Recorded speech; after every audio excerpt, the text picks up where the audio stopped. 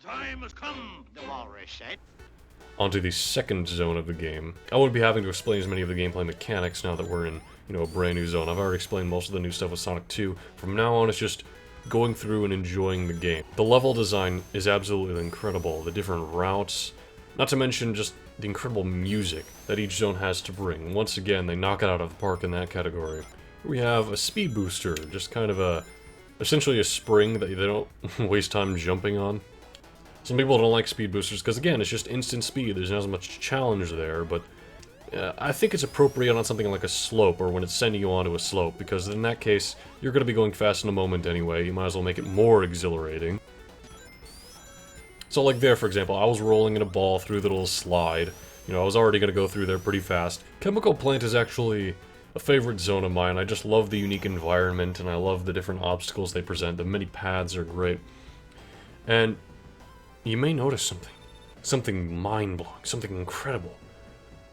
They had 2 good zones in a row. I know it seems like I'm being just funny, but you look at the first Sonic the Hedgehog, it's like, man, we had Green Hill Zone was great. And then you got Marble Zone. And then, we got Spring Yard, which is great.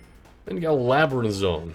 So it was always just like a good zone and then a bad zone, and it kind of balances out. Sonic the Hedgehog 2 is, I think for the most part, just all great zones. They didn't have to slow you down at any point because they knew there were Sonic fans now who were dedicated to this game's kind of playstyle over Mario.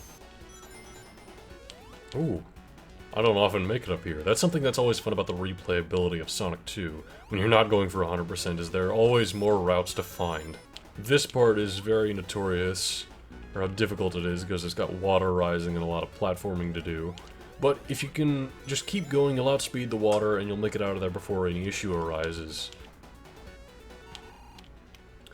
Here I have the boss of Chemical Plain Zone, which has Robotnik slowly draining poison from the waters and then attempting to drop it on us, which doesn't work all that well. Honestly, the biggest obstacle here is knocking yourself back into the pits of the poison itself. But yeah, that's one of the easiest bosses in maybe the whole series.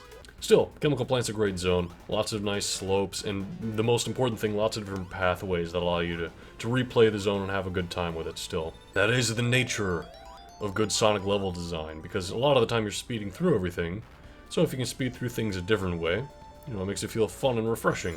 If these levels were all just a straight line with a few obstacles, you never want to replay them again, would you? The next zone we have is an interesting one that I think is alright. It's not quite as good as either Emerald Hill or Chemical Plant, but it has its own merit to it.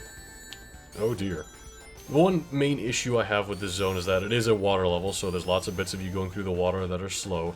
And the other issue is there's enemies coming out of the walls, which are kind of, well, random. Lastly, sometimes a foreground can get in the way, as you can see here. Like, I can barely see what I'm doing. But what I do like about this zone, over other water levels in Sonic the Hedgehog games, and over a lot of the zones in the first Sonic game, period, is that this zone uses the split paths to kind of reward and punish players with different playstyles. A key moment where we can see that is here at the beginning of Act 2. Now, you'll see over here at the beginning of Act 2, we have the swinging platform, and if you're thinking, I don't want to go to the swinging platform, I want to go down and get through the level quicker. Down there is a lot of water you gotta traverse through. I almost said true. If you take the swinging platforms, you're now on an upper path which doesn't have any water, and you're able to speed through the stage much quicker because of it, because, water is Sonic's main enemy. So, the whole design of the level is an upper and a lower path, one with water, one without. Down here in the water, of course, Sonic is very slow, there's still air bubbles you gotta collect. It's everything you don't like about Labyrinth Zone. I almost forgot the name of the place. Again, a lot of these aspects from the first Sonic the Hedgehog that I'm complaining about, which I don't mean to complain so much, a lot of these aspects could be seen as, well, that's part of the challenge, isn't it? The difficult water levels and having to collect air bubbles, that's the challenge. But a lot of the times, challenge can be substituted for just pure enjoyment, and I think that's the real definition and meaning behind Sonic 2. It's all about the fun. I mean, from letting the second controller control Tails, but there's no real risk, it's just about speeding through and having fun. Making the zones go by quicker so you're not tired of them at any point, you just, well, have fun with them. Everything about Sonic the Hedgehog 2 can be defined as, you just have fun with it. And that's part of the reason I respect it as a platformer, and I go back to it a lot. That's not to say there aren't challenging points in the game. We'll get to Metropolis Zone, but, that's for later.